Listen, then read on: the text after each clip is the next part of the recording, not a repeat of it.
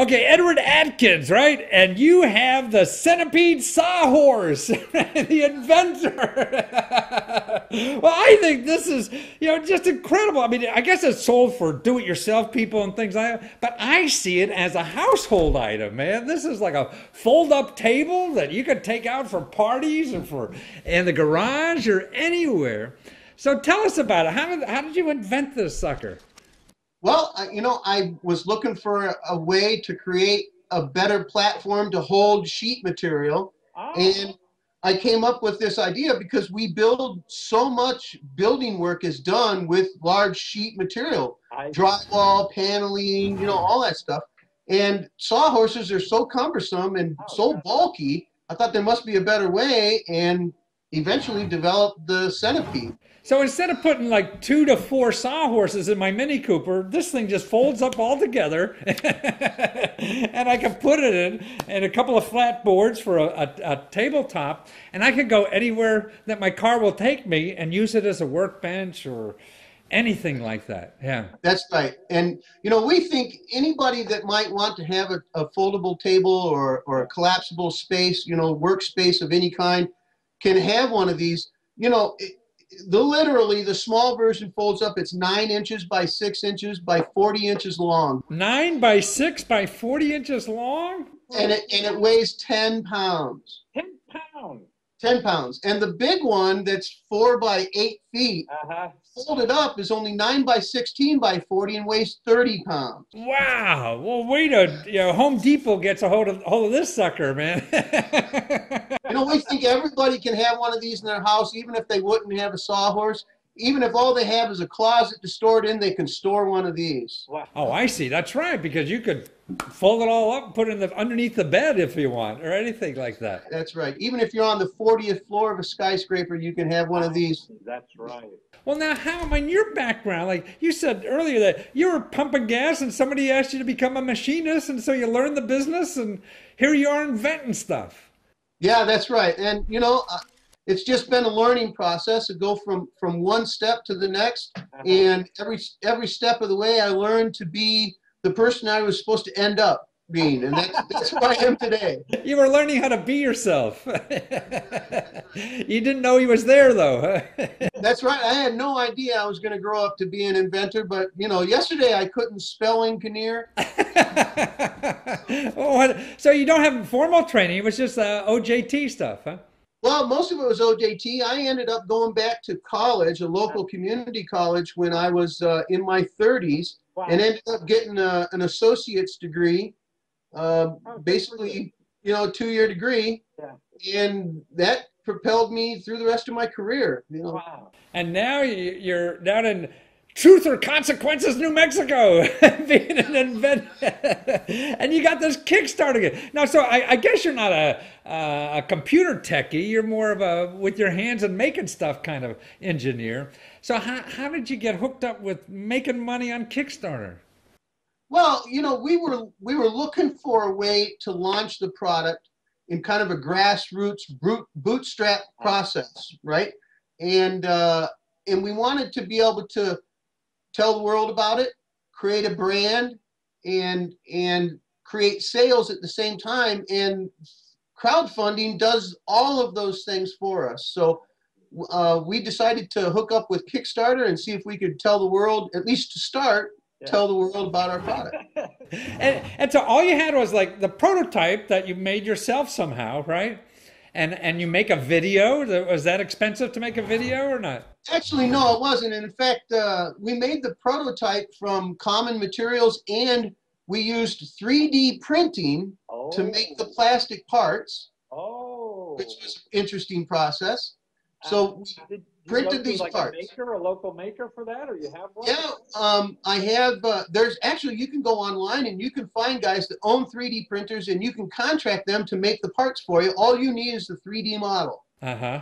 And how do you get that done? Some software guy? You could go another place online? And that's what I learned to do in my career, was as a designer, right, was to do 3D modeling. So I could create this on a CAD and then send the parts to these people and have them grow the parts for me. Oh, and then wonderful. I put the whole thing together. So it's all from 3D printing. So, I mean, if I didn't have that skill that you have, I mean, I could go online and go on, like guru.com or something, find somebody that will, design this CAD stuff or whatever it is. And Absolutely. Yeah, there are websites that you can contract designers like myself that at very reasonable rate to do design work for you. You can contract people to grow parts for you. And if you have a little bit of skills, you can put the parts together yourself, Yeah. And we found, and then to do the video, we actually found a guy who does videos who lives just a few miles from me. And we put together the video. He did a very professional job, and it only costs a few dollars to do it. So, wow. So I mean, so you go online, you find somebody to design this thing. You have an idea for something. Find somebody to design it online for who knows what, a few $100 if that. And then you go to a 3D printer guy, and he prints it out for a few $100 if that. And another guy who does your videotape, and then you go on Kickstarter and you work the web as like a bandit, hoping something happens, huh? That's right. Raise capital with Kickstarter. That's what crowdfunding's all about. But you did $1,000 a day doing this thing. That's right. It's incredible. You can put something out there, and you can tell your friends and family about it and spread the word about it, and people will go there and they will help you raise the money to actually make the thing reality. Wow. I mean, that's what's so cool. I mean, you think that America, you could do this, and do a video and design this stuff yourself and get no big investors involved, no big companies, no meetings. No huge machines, no giant tools or any of that, right? It's very simple. And I don't even have to learn to be a machinist like you. You just have to learn to stick to it and make it happen, right? So what do you think that stops people from getting their idea to this point or whatever, or even carrying it through? Well, I think a lot of times our friends and family are the culprit. They tell us, oh, that'll never work. Those people, it takes lots of money to make money, blah, blah, blah, blah, blah. You know what? It's today, maybe years ago that was true, but today it's just not so. And you shouldn't listen to people that tell you no. You should listen to people that tell you yes. I believe in that. I mean, my thing was your friends and family are your worst enemy because they don't want to see you fail. they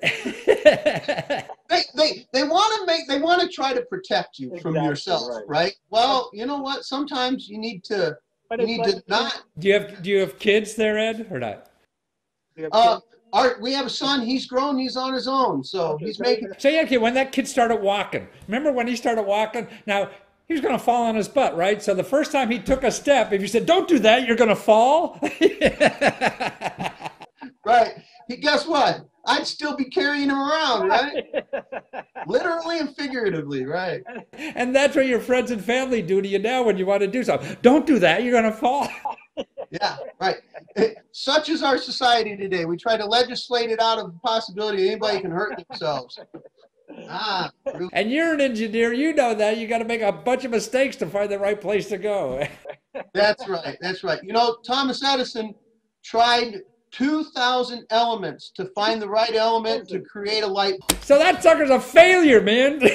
Well, yeah, and somebody said that to him. Oh my God, how did you do that? 2,000 times you failed. He said, no, I found 2,000 things that wouldn't work. That wouldn't work. See, that's right. But I found one that did. And we take advice from people who probably would never even buy your stuff anyway. That's right. That's right.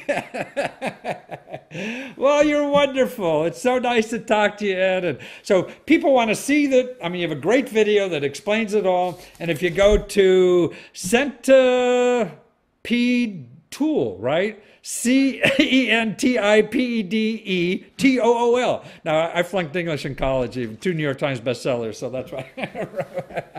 CentipedeTool.com. .com. So you go centipedetool.com, see it, it's still a Kickstarter campaign. You get in there and you be one of the first in your neighborhood to go on these collapsible tables that you could put underneath your bed. They're terrific. Nobody else is going to have one.